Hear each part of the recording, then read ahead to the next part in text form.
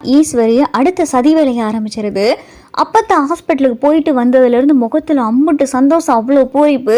இதை மோகனா கவனிச்சுறாங்க. என்னைக்கு இல்லாத திருநாளாக அவங்க முகத்தில் இம்புட்டு சந்தோஷம் இருக்கு, என்னன்னு சொல்லுங்களேன் அப்படின்னு சொல்லி மோகனா கேட்கவும், அடி ஏண்டி கேட்குற, இந்த சந்தோஷத்தை யார்கிட்ட என்னால் சொல்லாமல் இருக்க முடியலை. அம்புட்டு சந்தோஷம், மனசு ஃபுல்லாக அம்புட்டு சந்தோஷம் நிறைஞ்சு போயிருக்கு. இந்த நிமிஷமே என் உசுறு போனால் கூட எனக்கு ஒரு கவலையும் கிடையாது அப்படின்னு சொல்லி அப்பத்தா சொல்லல. அத்தை என்னத்த இப்போதான் சந்தோஷப்படுறேன்னு கேட்டேன், இப்படியெல்லாம் பேசுறீங்க அப்படின்னு சொல்லி மோகனா சொல்லல. அடியே இங்கே வாடி மோகனா அப்படின்னு சொல்லி அப்பத்தா கூப்பிடவும், இதை பார்த்தா ஜன்னல் வழியாக ஈஸ்வரி பார்த்து ஒட்டு கேட்க ஆரம்பிச்சிருது. அப்படி என்னவா இருக்கும், கிளவி இம்புட்டு சந்தோஷப்படுதுன்னா என்னவா இருக்கும் அப்படின்னு சொல்லி ஈஸ்வரி கேட்டுக்கிட்டு இருக்கு. இங்கே பாருடி, இன்னைக்கு தமிழ்ச்செல்வியை கூட்டிகிட்டு ஸ்கேனுக்கு போயிருந்தோம். அப்போ டாக்டர் என்ன சொன்னார் தெரியுமா, எனக்கு ஒரு கொள்ளு பேரனோ கொள்ளு பேத்தியோ இல்லை, ரெட்டை கொள்ளு பேர் ரெட்டை கொள்ளு பேத்தி கிடைக்க போகுது அப்படின்னு சொல்லி அப்பத்தா சொல்லவும், என்னத்தை சொல்றிய அப்படின்னு சொல்லி மோகனா கேட்குறாங்க. அட ஆமாடி மோகனா, தமிழ்ச்செல்வி வயிற்றுல ரெட்டை வாரிசு உண்டாயிருக்குடி அப்படின்னு சொல்லி அப்பத்தா சொல்லவும், ஈஸ்வரி இதை கேட்டுட்டு பார்த்தா வயிறு சும்மா பத்திக்கிட்டு எரியுது. என்னது ரெட்டை குழந்தை அப்படின்னு சொல்லிட்டு ஈஸ்வரி மனசில் பார்த்தா அப்படியே கபகபகபான்னு அப்படியே தீ கொழுந்து எரியுது. ஒரு குழந்தைனாலே இங்கே கையும் காலையும் பிடிக்க முடியாது, இதில் ரெட்டை பிள்ளை வேறையா? அப்போ இந்த தமிழ்ச்செல்வி மொத்தமாக இந்த வீட்டுக்குள்ளே வந்து ராஜ்யம் பண்ண ஆரம்பிச்சிருவாளே. நான் பெத்த பிள்ளையோடைய வாழ்க்கையும் அம்போன்னு போயிருச்சு. இப்போ என் பிள்ளையும் தெரு தெருவா ஊர் ஊரா சுற்றிக்கிட்டு இருக்கான். இவளுக்கு ரெட்டை குழந்தையா? அந்த நல்லபடியாக நான் பிறக்க விட்டுருவேனா, இல்லை நீங்கள் தான் இப்படி சந்தோஷமா இருக்க விட்டுருவேனா? இப்படி என் பிள்ளையோட வாழ்க்கை போயிருச்சுன்னு என் மனசெல்லாம் அப்படியே பத்திக்கிட்டு எரியுது. இதில் உங்களுக்கு ரெட்டை வாரிசு பிறக்க போகிற சந்தோஷம் வேறையா அப்படின்னு சொல்லி ஈஸ்வரி பார்த்தா அது பாட்டுக்கு மனசுக்குள்ள வஞ்சகத்தை வச்சு அப்படியே கக்கிக்கிட்டு கிடக்கு. இதை மோகனா கேட்டு ரொம்ப சந்தோஷப்படுறாங்க. என்னத்தை சொல்றீங்க, உண்மையிலேயே தமிழ்ச்செல்விக்கு ரெட்டை குழந்தையா அப்படின்னு சொல்லி மோகனா கேட்கவும், அட ஆமாடி மோகனா, அவளுக்கு ரெட்டை பிள்ளை பிறக்க போகுது. ஆண்டவன் புண்ணியத்துல நல்லபடியா தாயும் பிள்ளையும் நல்லபடியா பிறக்கணும் அப்படின்னு சொல்லி இங்கே பார்த்து அப்பத்தா பேசிக்கிட்டு இருக்காங்க. சரித்த, நான் போய் ஏதாவது ஸ்வீட் செஞ்சு எடுத்துகிட்டு வரேன் அப்படின்னு சொல்லி மோகனா சொல்லவும், போடி மோகனா, போய் ஸ்வீட் செஞ்சு எடுத்துகிட்டு வா அப்படின்னு சொல்லி அப்பத்தா சொல்லல. மோகனா, அப்புறம் ஒரு முக்கியமான விஷயம், இந்த விஷயம் யாருக்கும் தெரியக்கூடாது.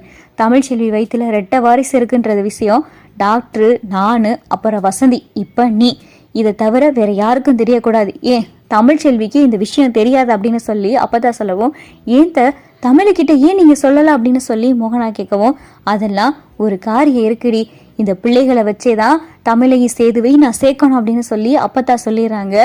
ஈஸ்வரி பார்த்தா அப்படியே என்னடா பண்ணுறது, இந்த குழந்தைகளை அப்படியே அழிச்சே ஆகணும், வயிற்றுலேயே அந்த குழந்தைய அழியணும் அப்படின்னு சொல்லி ஈஸ்வரி கங்கணம் கட்டிக்கிட்டு தெரியுது. வைத்தியம் பார்க்குற பொன்னம்மா வீட்டுக்கு போகுது. அங்கே பார்த்தா ஈஸ்வரியை பார்த்ததும் அந்த வைத்தியம் பார்க்குற பொன்னம்மா, வாங்கம்மா வாங்க, நீங்கள் பெரிய வீட்டுக்காரவங்க தானே, என்னம்மா எதுக்கு ஏ வீடு தேடி வந்திருக்கீ அப்படின்னு சொல்லி பொன்னம்மா கேட்கவும், எனக்கு ஒரு முக்கியமான வேலை நீ பார்க்கணும் அப்படின்னு சொல்லிட்டு இங்கே ஈஸ்வரி கேட்கவும், என்னம்மா என்னன்னாலும் சொல்லுங்க அப்படின்னு சொல்லி இங்கே பார்த்தா பொன்னம்மா கேட்குது. அதுக்கு முன்னாடி பார்த்தா ஈஸ்வரி ஒரு கட்டு நிறையா பணத்தை எடுத்து பொன்னம்மா கையில் கொடுக்குது. எதுக்குமா இம்புட்டு பணம் அப்படின்னு சொல்லி பொன்னம்மா கேட்கவும், இல்லை நான் சொல்கிற காரியத்தை நீ பண்ணி முடிக்கிறதுக்கு இந்த பணம், பண்ணி முடிச்சிட்டேன்னு வை, இதை விட பல மடங்கு நான் தரேன் அப்படின்னு சொல்லி ஈஸ்வரி சொல்லவும், என்னம்மா என்ன பண்ணணும் அப்படின்னு சொல்லி பொன்னம்மா கேட்கவும், இங்கே பாரு, ராஜாங்க மருமக தமிழ்ச்செல்வி தெரியும்ல அப்படின்னு சொல்லிட்டு ஈஸ்வரி சொல்லவும், தெரியுமேம்மா, நம்ம செல்லப்பாண்டி மக தானே அப்படின்னு சொல்லி பொன்னம்மா சொல்லவும், ஆமாம் அவளே தான், அவ வயிற்றுல வளர்ற கருவை அழிக்கணும், அதுக்கு உங்ககிட்ட ஏதாவது நாட்டு மருந்து இருக்கா அப்படின்னு சொல்லிட்டு இங்கே ஈஸ்வரி கேட்கவும், நாட்டு மருந்தெல்லாம் இருக்குமா, ஆனால் ஒரு உயிரை கொள்றது பாவம் இல்லையா அப்படின்னு சொல்லி பொன்னம்மா சொல்லவும், உனக்கு பணம் வேணும்னா நான் சொல்கிறத நீ செய், நான் சொல்கிறத நீ செஞ்சேன்னு வை, இதை விட பல மடங்கு கொட்டி நான் தரேன் அப்படின்னு சொல்லி இங்கே பார்த்தா ஈஸ்வரி சொல்லவும், அந்த அம்மாவும் பார்த்தா, இல்லைம்மா என் மனசாட்சி என்னைய ஒத்துக்கிற மாட்டேங்குது, எனக்கு இந்த பணமும் வேணாம், நீங்கள் சொல்கிற விலையை என்னால் செய்ய முடியாது அப்படின்னு சொல்லிட்டு பொன்னம்மா சொல்லவும், செய்ய முடியாதுன்னா நீ உன் குடும்பத்தோட சந்தோஷமாக இருந்துருவியா, இல்லை உன் பிள்ளை உன் பேரன் பேத்திகளாம் சந்தோஷமாக இருந்துடத்தான் முடியுமா அப்படின்னு சொல்லி ஈஸ்வரி பார்த்தா மிரட்ட ஆரம்பிச்சிருது. அம்மா அப்படின்னு சொல்லிட்டு பொன்னம்மா சொல்லவும், இங்கே பாரு, நான் சொல்கிற வேலையை நீ செஞ்சு முடிச்சின்னா இந்த பணம், இல்லை நான் சொல்கிற வேலையை உன்னால் செய்ய முடியாதுன்னு வை, உன் குடும்பமே மொத்தமாக காலி ஆயிரும் அப்படின்னு சொல்லிட்டு ஈஸ்வரி மிரட்டவும், அப்போ தான் பொன்னம்மா மனசுக்குள் நினைக்கிறாங்க, இவங்க கிட்ட பணத்தை வாங்கிட்டு நம்ம போய் மருந்தை மாற்றி கொடுத்துட வேண்டியதான், இல்லைனா தமிழ்ச்செல்வி வேணாம், ஒரு வயிற்றுல இருக்கிற குழந்தை அழிக்கிறது மகா பாவம், நம்ம இல்லைனாலும் வேற யாரையாவது வச்சு இந்த வேலையை செய்ய சொல்லிடுவாங்க அப்படின்னு சொல்லிட்டு பொன்னம்மா பார்த்தா புத்திசாலித்தனமா யோசிச்சு சரிங்கம்மா பணத்தை கொடுங்க அப்படின்னு சொல்லி பொன்னம்மா பார்த்தா பணத்தை வாங்கிக்கிறாங்க. அந்த நாட்டு மருந்தை எடுத்துட்டு வா, அந்த நாட்டு மருந்தை நீயே அவகிட்ட கருவை கலைக்கிற அந்த மருந்தை கொடுக்கணும், அவளே அவ கையால தினமும் கலந்து குடிக்கிற மாதிரி நீ தான் ஏதாவது சொல்லணும். குழந்தை நல்லபடியா வளரன்னா இந்த மருந்தை சாப்பிடணும், குழந்தை கலரா பிறக்கன்னா இந்த மருந்தை சாப்பிடணும், உடம்பு உனக்கு நல்லா இருக்குன்னா இந்த மருந்தை சாப்பிடணும் அப்படின்னு சொல்லி நீ தான் அவகிட்ட ஏதாவது சொல்லி அந்த மருந்தை அவ கையாலேயே அவளே தினமும் சாப்பிட்ற மாதிரி அந்த மருந்தை நீ கொடுக்கணும் அப்படின்னு சொல்லி ஈஸ்வரி நல்லா மிரட்டிட்டு போயிருது. சரிங்கம்மா நீங்க சொல்ற மாதிரியே நான் செஞ்சிடறேன் அப்படின்னு சொல்லி பொன்னம்மாவும் பார்த்தா ஈஸ்வரி கிட்ட பணத்தை வாங்கிக்கிட்டு நல்ல நாட்டு மருந்தை எடுத்துக்கிறாங்க. ஒரு ஆரோக்கியமான ஒரு மாசமா இருக்கிறவங்க சாப்பிடக்கூடிய நாட்டு மருந்தை எடுத்துக்கிட்டு அந்த மருந்தை பார்த்தா தமிழ்ச்செல்வியை பார்க்க கொண்டு போறாங்க.